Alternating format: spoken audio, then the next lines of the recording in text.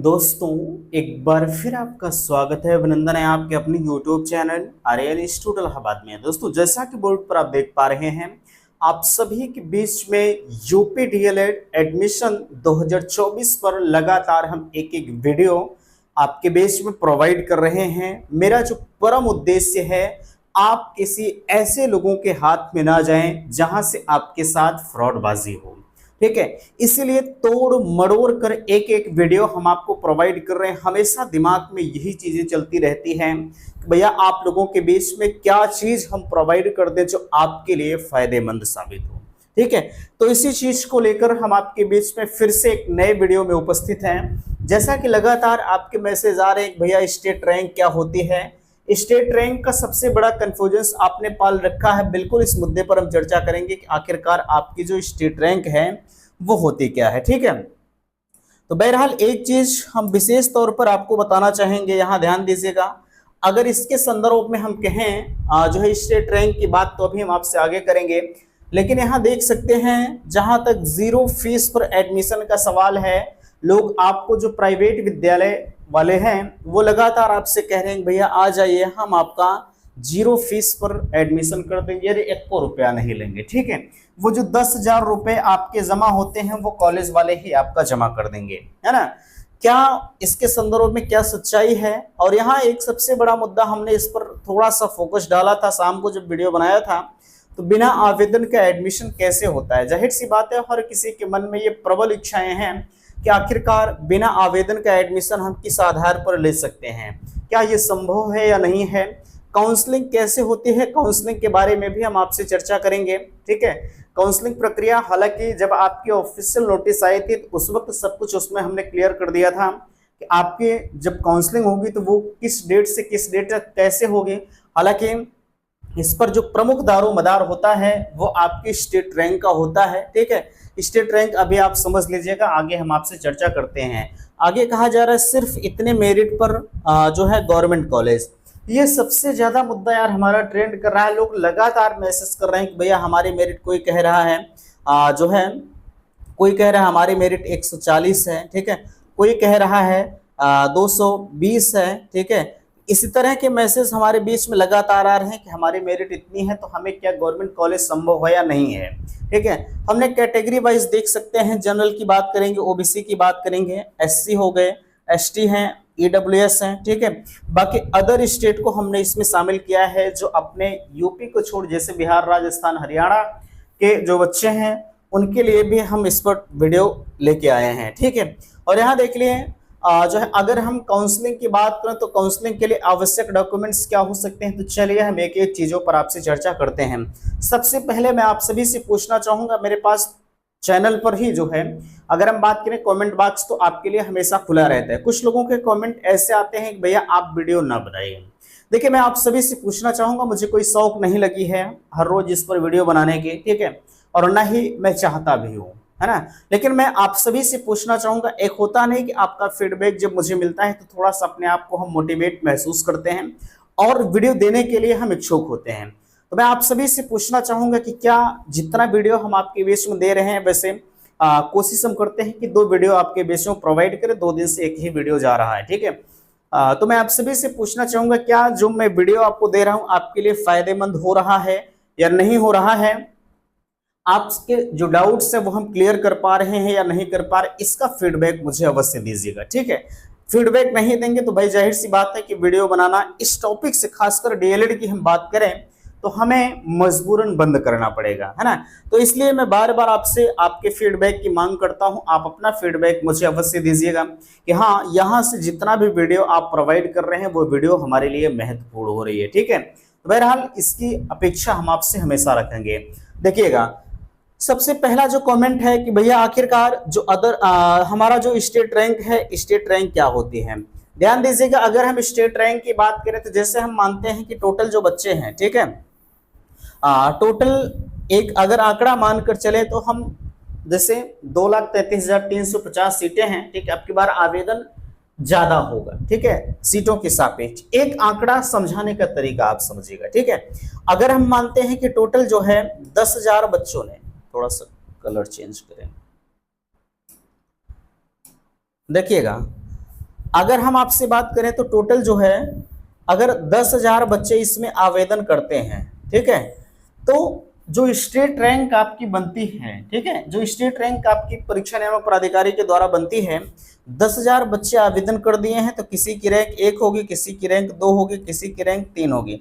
इसमें category rank भी होती है। अगर आप SC कैंडिडेट्स हैं, ठीक है, तो हम मानते हैं कि आपकी जो जनरल रैंक है वो 5,000 हो सकती है, ठीक है, बट SC की रैंक हो सकता है 2,000 हो जाए। तो ये सब पर निर्भर करता है ना। तो स्टेट रैंक आपकी इसीलिए बनाई जाती है, जब आपकी मेरिट जो है काउंसलिंग की प्रक्रिया अपनाई जाती है तो 1 से जो है 2,000 तक के जो बच्चे हैं, ठीक है, वो फर्स्ट राउंड में भाग लेते। एक आंकड़ा हम आपको समझाने का प्रयास कर रहे हैं, ठीक है, ये सिर्फ और सिर्फ समझाना है ना। 2,000 तक के बच्चे फर्स्ट राउंड में जो है काउंसलिंग कराते हैं। इसमें ये कॉलेज सेलेक्ट करते हैं, ठीक है, जो कॉलेज आप अनलिमिटेड कॉलेज को सेलेक्ट कर सकते हैं, कोई दिक्कत नहीं है, ठीक है। चलिए ये हो गया। हम मानते हैं खुदा न खास्ता आपको कोई कॉलेज नहीं मिलता, ये काउंसलिंग प्रक्रिया में भी आप समझ लीजिएगा, ठीक है, दोनों को हम एक दूसरे से कोरिलेट कर रहे हैं, है ना। हम मानते हैं आपको 1 से 2,000 में आपकी काउंसलिंग हुई, कोई कॉलेज आपको नहीं मिला, पहले से आपने 5,000 रुपए का पेमेंट कर दिया है, ठीक है। तो अगर किसी कारणवश क्या, अगर आपको कॉलेज मिल जाता है ना, 1 से 2,000 वाले में आपको कॉलेज मिल जाता है जो आपने कॉलेज को लॉक किया था, और किसी कारणवश वो कॉलेज आपको पसंद नहीं आ रहा है कि भैया अब ये कॉलेज हमारे लायक नहीं, हम यहाँ से नहीं करेंगे, तो आपने जो 5,000 पहले पेमेंट किया है वो तो 5,000 आपका जो PNP है वो जब्त कर लीजिएगी, किसी भी कीमत पर आपका रिफंड नहीं होगा, ठीक है। और आपको अगर आप चाहें कि हम दूसरे राउंड की काउंसलिंग में भाग लें तो दूसरे राउंड की काउंसलिंग में आप भाग लेंगे तब में जब आप दोबारा से 5,000 रुपए का पेमेंट करेंगे तब, ठीक है। तो इसलिए मैं बार बार आपसे कहता हूं काउंसलिंग कराते वक्त, काउंसलिंग तो आपके मेरिट के आधार पर ही होगी, मेरिट के अलावा कोई बाहरी जो है एडमिशन नहीं ले सकता, ठीक है। बाहरी का मतलब जैसे 2,000 तक अगर है तो 2,000 रैंक वालों की होगी, आपकी 2,001 रैंक है तो आपकी काउंसलिंग पहले चरण में नहीं होगी, ठीक है। हम आपको बता रहे थे, अच्छा कॉलेज मिल गया, नहीं लिए तो 5,000 आपको दोबारा देना होगा, ये तो आप समझ गए। लेकिन अब ऐसे भी कैंडिडेट्स आते हैं जैसे खुदा न खास्ता आपको कॉलेज नहीं मिलता है, ठीक है, आपको कॉलेज नहीं मिला बट आपने 5,000 का पेमेंट जो है वो कर दिया है। अगर 5,000 का पेमेंट आपने कर दिया तो भैया कोई दिक्कत नहीं, आपको दूसरे चरण की काउंसलिंग इसी 5,000 रुपए में किया जाएगा। 5,000 उनसे सिर्फ लिया जाएगा जिन्हें कॉलेज मिल गया और कॉलेज वो नहीं ले रहे हैं, ठीक है, तो 5,000 उनसे लिया जाएगा। बट अगर आपको नहीं मिलता है तो आपको दूसरे चरण की काउंसलिंग में फ्री ऑफ कॉस्ट उसी 5,000 रुपए में आपको शिफ्ट कर दिया जाएगा, कोई दिक्कत नहीं है, ठीक है। तो ये हो गया स्टेट रैंक, उम्मीद करते हैं कि आप समझ गए होंगे। बाकी अगर कोई दिक्कत है जब आपकी स्टेट रैंक वगैरह आएगी तो सब कुछ हम आपके लिए उपलब्ध कराएंगे, कैसे क्या करना है, अब कितने रैंक से कितने रैंक तक काउंसलिंग करेंगे, क्या करेंगे, सब कुछ हम आपको बताएंगे, कोई दिक्कत आपको नहीं होगी, ये मेरा वादा है, ठीक है। अब यहाँ सबसे बड़ी चीज ये है कि अब कॉलेज वाले आपको लुभाना शुरू कर दिए हैं कि भैया आ जाइए, हम आपका 0 फीस पर एडमिशन कर रहे हैं, ठीक है। अब देखिए यहाँ सवाल उठना बिल्कुल लाजमी है कि आखिरकार पहले तो 10,000 रुपए हमको पेमेंट कराना हो रहा है, ठीक है, तो वो हमारा 0 फीस पर एडमिशन कैसे कर रहे हैं। ध्यान दीजिएगा 0 फीस पर आपका एडमिशन होता है वो स्कॉलरशिप पर होता है, ठीक है। लेकिन वो तो कहेंगे कि चलिए ठीक है आपकी स्कॉलरशिप नहीं आई तो कोई बात नहीं, हम आपका पैसा नहीं लेंगे, लेकिन मैं कान खोलकर आप सुन लीजिए, ठीक है। अगर स्कॉलरशिप नहीं आए, महोदय स्कॉलरशिप पर एडमिशन कर दिए, स्कॉलरशिप नहीं आए तो आपको अपने जेब से इनको 41,000 रुपए देना होगा, ये आप नोट कर लीजिएगा, ठीक है। बिल्कुल ये खुला चैलेंज हम दे रहे हैं आपको, ठीक है। इसलिए मैं कहता हूं आप चैनल पर अगर आ रहे हैं तो आपको प्रत्येक वीडियो में कुछ न कुछ जानकारी आपको मिलेगी, ठीक है। भले ही कॉलेज वाले कहें कि भैया आ जाइए हम आपका 0 फीस पर कर देंगे स्कॉलरशिप पर, वो स्कॉलरशिप जब आ जाएगी तो वो बैंकियम बैठे रहते हैं स्कॉलरशिप लेने के लिए, ठीक है। बैंक जाएंगे, जैसे स्कॉलरशिप लेंगे आपका स्कॉलरशिप उनके खाते में टर्मिनेट कर दी जाएगी। तो इसलिए 0 फीस पर अगर एडमिशन ले रहे हैं तो आप सावधान हो जाइएगा, पहले उनसे बात कर लीजिए। वैसे बात की कोई वैल्यू तो नहीं होती है मुझे पता है, लेकिन फिर भी हर कोई कॉलेज वाले, हर कोई इंसान एक समान नहीं होता है, इसलिए मैं आपसे बार बार इस बात का जिक्र करता हूं कि 0 फीस पर एडमिशन लेने से पहले आप सावधान हो जाइएगा, ठीक है। अन्यथा की स्थिति में इसके भुक्तभोगी आप होंगे, क्योंकि आए दिन ऐसे मैटर देखने को मिलते हैं कि भैया हमारा स्कॉलरशिप नहीं आया, कॉलेज वाले फीस की डिमांड कर रहे हैं और हम फीस नहीं जमा कर पा रहे हैं, तो हम क्या करें? ठीक है, हम मजबूरन जो है हमें बीटीसी छोड़ना पड़ रहा है, क्योंकि भाई जब आप फीस नहीं जमा कर पाएंगे आपको मजबूरन जो है बीटीसी छोड़ना ही पड़ेगा। ठीक है, तो अब इस चीज का डिसाइड आप करें, जीरो फीस पर एडमिशन लेना मेरे लिए सही है या गलत है। मेरा जहां तक मानना है, हम आपको सब कुछ बता दे रहे हैं पूरे ओपनली तरीके से। हालांकि मुझे समस्याएं तो होती हैं, ये तो बिल्कुल लाजमी है, लेकिन मेरी समस्या है मैं अपना सॉल्व करूंगा। जो आपकी समस्या, आपको भविष्य में दिक्कत ना हो, आप इस चीज से रूबरू हो जाइए। ठीक है, हमें जो होगा वो होने दीजिए, हम अपना देख लेंगे, है ना। तो जीरो फीस पर एडमिशन लेने से पहले आप इस चीज को ध्यान दीजिएगा। हम बात करते हैं बिना आवेदन के एडमिशन के। देखिए, बिना आवेदन का एडमिशन हमने आपको बताया था अल्पसंख्यक कॉलेज में।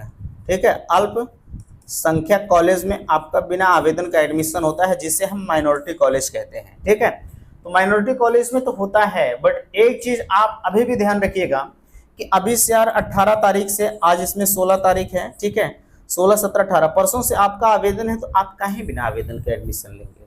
ठीक है, आप ऐसा ना करें, आप आवेदन कर दीजिए, कोई दिक्कत आपको नहीं होगी। बाकी मैं हूं, मैं आपको बताऊंगा कैसे क्या करना है।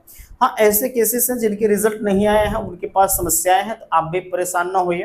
ठीक है, 10 अक्टूबर तक समय है ना, 10 अक्टूबर तक समय है, आप थोड़ा सा वेट कर लीजिए, कम से कम 5 अक्टूबर तक।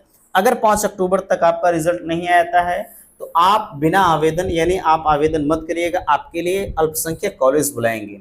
लेकिन इनकी फीसें थोड़ी सी ज्यादा होती हैं। जो नॉर्मल कॉलेज है, अगर आपसे 10,000 रुपए, एक आंकड़ा है समझाने का तरीका, अगर 10,000 रुपए ले रहे हैं तो ये जो है कोई 15,000 लेगा, कोई 20,000 लेगा, ऐसे इनकी फीसें होती हैं। ठीक है, अब आप समझिएगा जो आपको करना होगा। बाकी जो हमारा काम है बिना आवेदन वालों के लिए भी मैं बता दिया हूँ कि कैसे कैसे क्या करना है, क्या नहीं करना। ठीक है, चलिए, अब यहाँ सिर्फ इतने मेरिट पर हमें गवर्नमेंट कॉलेज मिलेगा। देखिए, कैटेगरी वाइज निर्धारण हम पहले भी कर चुके हैं। ठीक है, अगर हम कैटेगरी वाइज अगर निर्धारण हम कर चुके हैं तो जाहिर सी बात है आप समझ सकते हैं, तो ध्यान दीजिएगा। अगर हम इस मुद्दे पर आपसे कहें, जो कैटेगरी वाइज जो है मेरिट का जहां तक सवाल है, तो इसके संदर्भ में ध्यान दीजिएगा, है ना। देखिए, अगर हम जनरल की बात करें तो हमने आपको बताया था जनरल कम से कम 230 से, ठीक है, सॉरी 230 से 235, ये और हाई जा सकता है, 235 आप लिख लीजिए, 235 से 240 ये पहले राउंड में जाएगा। बाकी जब दूसरा राउंड आएगा तो ये 230, 235 जो हमने बताया है, ये 225 भी हो सकता है। ठीक है, लेकिन अभी से मानकर चलिएगा कि 235 वालों, क्योंकि अब की बार डीएलएड का डिमांड है। ठीक है, बच्चे अधिकतर आवेदन करेंगे, ऐसा नहीं है ना। अब कहेंगे कि भैया इतनी ज्यादा मेरिट आप बता रहे हैं। हाँ, हम ज्यादा मेरिट आपको नहीं बता रहे हैं। ठीक है, हम आपको फैक्ट चीजें बता रहे हैं, आपको मुझे लुभाना नहीं है, आपके बीच में मुझे बात नहीं बनाना है।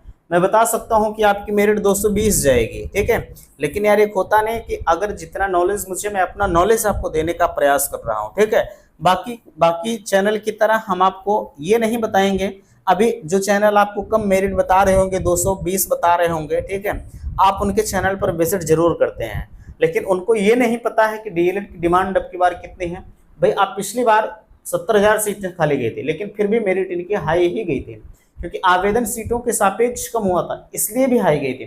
तो अब की बार काहे नहीं हाई जाएगी? क्योंकि बीएड की आवेदन कम हुए हैं, डीएलएड, इसलिए अगर बीएड का आवेदन कम होता है तो जाहिर सी बात है आप समझ सकते हैं कि डीएलएड का जो डिमांड है वो कहीं ना कहीं बढ़ा हुआ है।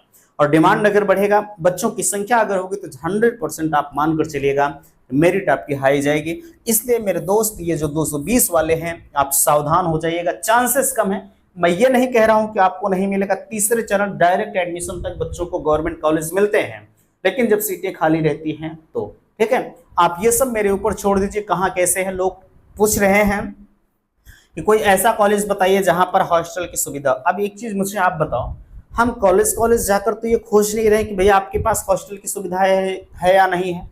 ये आपका काम है, आपको जहां जिस कॉलेज में एडमिशन लेना, आप गूगल से निकाल लीजिए, संभवतः गूगल पर हर एक कॉलेज होंगे। ठीक है, आप उनसे पूछ लीजिए कि भैया आपके यहाँ हॉस्टल है या नहीं। नहीं बताते हैं तो आप खुद चले जाइए, देख लीजिए। ठीक है, ये मुझसे मत पूछिए कि हॉस्टल की सुविधा है या नहीं है।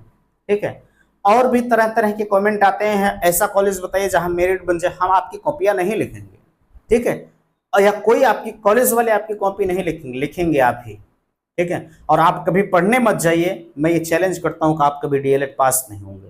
ठीक है। ऐसे ऐसे कमेंट आते हैं, बड़ी गुस्सा आती है देखने के। यार आप सोचिए जरा, ठीक है। अब आप कहते हैं कि ऐसा कॉलेज बताइए जहां मेरिट बनेगी, ये कौन सा तरीका है पूछने का, ठीक है। ये तरीका गलत है आपका। आप पढ़िए, पढ़ने के बाद आप परीक्षा दीजिए, मेरिट 100% आपकी बनेगी, लेकिन पहले पढ़िए तो। पढ़ेंगे नहीं मेरिट ये लेके आप क्या करेंगे, कुछ नहीं होगा, ठीक है।